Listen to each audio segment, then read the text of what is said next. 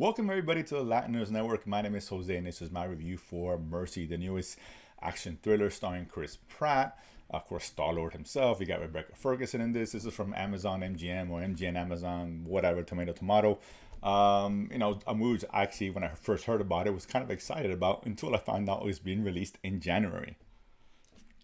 Yes, I get it. And January is not exactly lends itself to believing there's a whole lot of confidence in this film from the studio. So if they're not confident about it, why should I be, right? And I guess I was right to some degree here. Listen, I really liked the premise of this film, right? Because it's very topical, dealing with AI and all that. And we all know about the AI advancements and where we can see AI going, and people worried about it's taking over jobs and yada yada yada. Of course it is, right?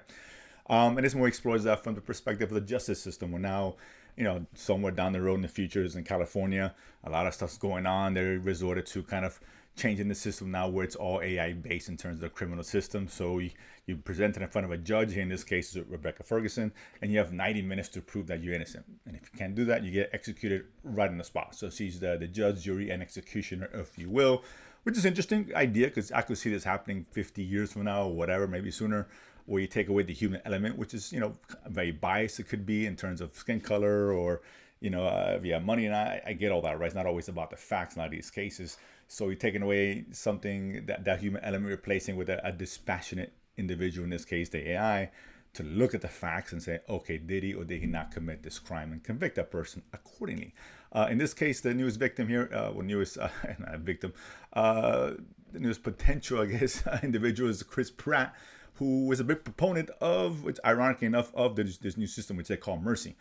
He's a police detective, and he gets accused now of killing his wife. And now he's in front of the judge, and he has to prove himself innocent. And to do that, they use, I guess, this AI. They are tied into everyone's registered cell phones, cameras, ring cameras, you name it. Of course, drones flying everywhere, and all that surveillance is obviously the key here. And they have access to all that, so they can use all that at the disposal of the internet, whatever, to try to show and prove that he's, that not innocent. In this case, Chris Pratt trying to prove that, hey, I didn't kill my wife, man.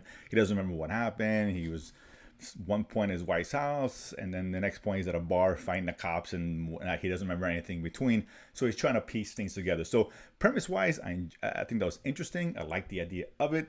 But unfortunately, it's like you have a great chef, and he has at his disposal all the ingredients in the world, and to make something really great, and he comes out with the burger and fries. Not a bad meal, but come on, you could have done better. Here you had a great idea, great premise, topical. You got Chris Pratt, Rebecca Ferguson, both who I really like, and you gave us something mid at best. And maybe generous with that. Now, I'm not going to say I hated this movie or it's a terrible movie, but this whole thing felt completely undercooked, underdeveloped in terms of the ideas it could have presented, and just stuck to a really basic kind of crime thriller with kind of a ridiculous and over-the-top third act, which felt unnecessary, and I could have done something more with that in terms of bringing this to a conclusion. And it really felt like this is a movie which really belonged on Prime or Netflix, right? This was kind of what I felt like, a mediocre, run-of-the-mill kind of thriller that if you see it for 2 hours at home, not a big deal because you're not really paying for it, at least for that particular film anyway. Instead of going and paying $10, $15, $20 at the movie theaters, if you don't need anything, to watch it there, because this movie doesn't really deserve that big screen treatment. What I mean by that is not a movie I would suggest you guys go watch in the theaters. Listen, as a basic thriller, it works at times, and the first half of the film, maybe a little bit longer, I was really into it. I liked the presentation, and using all this camera footage and all that, and the desperation, the Chris Pratt trying to figure out who done it. You're really interested in what's going on, and I like that. But ultimately, what this movie should have been exploring more further is this idea of whether AI should be in this position the way it is now. And I thought that would have been more interesting, presenting, and then they try to kind of put these little ideas in there, little cookie crumbs about, listen, invasion of privacy. I mean, they have access to everyone's phones and all that, which, people argue that's the way it is now, but should they, shouldn't they, giving that much power to AI? Things like whether it's almost like reminds me almost like Minority Report, right? Where there was a big question whether, okay, it's effective, but is it the right thing to do, right? And is it as perfect as it appears on the surface? And this movie didn't explore any of those things, where I thought it would have been better off if Chris Pratt was not the one on trial if he was a detective who was maybe a beginning proponent of the system, and then learns that maybe it's not as perfect as they think it is, and he's doing it through an investigation on someone else, finds out that there's a lot of errors made, and that's the way I think the movie probably should have gone, right? Exploring that angle, whether they should have gone this direction or not, right? As the opposition, those who might be against mercy, right?